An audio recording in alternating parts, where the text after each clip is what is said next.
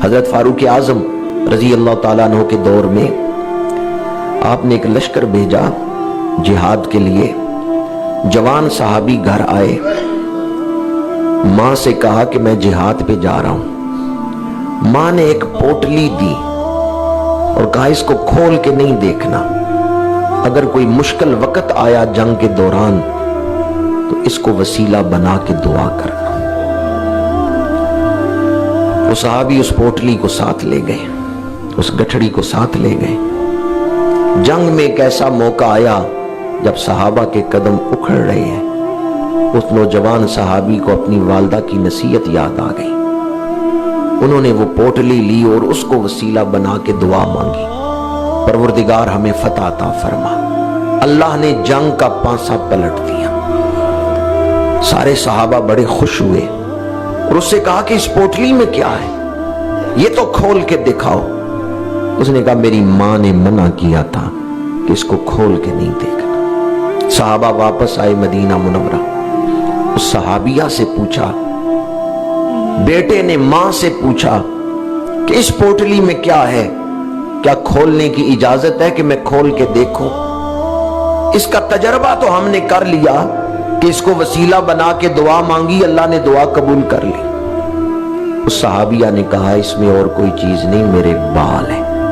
میں جب بھی کنگھی کرتی تھی بالوں کو پھینکتی نہیں تھی, جمع کرتی رہتی تھی. میں نے تمہیں یہ پوٹلی دے کے بھیجی تو اس کا مطلب یہ تھا کہ تم اس پوٹلی کو وسیلہ بنا کے دعا کرنا, یعنی میری شرم و حیا کا واسطہ دے کے دعا کر. ایک بیٹا اپنی ماں کی شرم و حیا کو وسیلہ بنا کے دعا کرے, اللہ اسے دشمن پہ فتح عطا کر دیتا ہے. اور میں نے شاید پچھلے جمعے یا اس سے پہلے عرض کیا تھا کہ حضرت خواجہ باقی باللہ رحمت اللہ تعالیٰ علیہ فرماتے ہیں میں تہجد کے لیے اٹھتا تو کیا دیکھتا, میری والدہ مجھ سے پہلے مصلی پہ بیٹھی ہوئی ہیں اور میری والدہ میرے لیے دعا کر رہی ہیں کہ پروردگار میرا بیٹا تیری بارگاہ میں تیرے قرب کے لیے مجاہدہ کر رہا ہے, تو اس کی محنت کو قبول فرما, تو اس پر اپنے قرب کے دروازے کھول دے.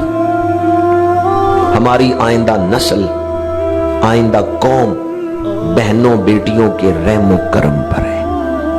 دوبارہ یہ جملہ بول رہا ہوں, میری بہنوں بیٹیوں تک یہ بات پہنچا دیں. مرد تو باہر ڈیوٹیوں پہ رہتے ہیں, مرد تو باہر کی ذمہ داریوں میں مصروف رہتے ہیں. گھر کا ماحول بنانا عورت کی ذمہ داری ہے کہ گھر میں کس طرح کا ماحول بنانا ہے, یہ عورت کی ذمہ داری. اس ماحول میں ہی بچے پروان چڑھتے ہیں. ہماری آئندہ نسل بہنوں بیٹیوں کے رحم و کرم پر ہے. اگر آج میری بہنیں بیٹیاں اپنے فرض کو پہچانے, اپنی ڈیوٹی کو پہچانے, اپنی ذمہ داری کا احساس کریں کہ اللہ تعالیٰ نے ان کے ذمے کون سی ڈیوٹی لگائی ہے, مسلم قوم ان کی گود میں پرورش پا رہی ہے, اگر وہ اپنی ڈیوٹی کا احساس کر کے اس کو ادا کریں تو آئندہ نسلیں ان ماؤں کو سلام کرتی رہیں گی. آج ہم جب بھی صلاح الدین ایوبی, حضرت نور الدین زنگی یا ان مسلم مجاہدین کا ذکر کرتے ہیں یا پھر حضور غوث اعظم کا ذکر کرتے ہیں تو دعائیں دیتے ہیں اس ماں کو جس کی گود میں غوث اعظم پرورش پاتے رہے ہیں.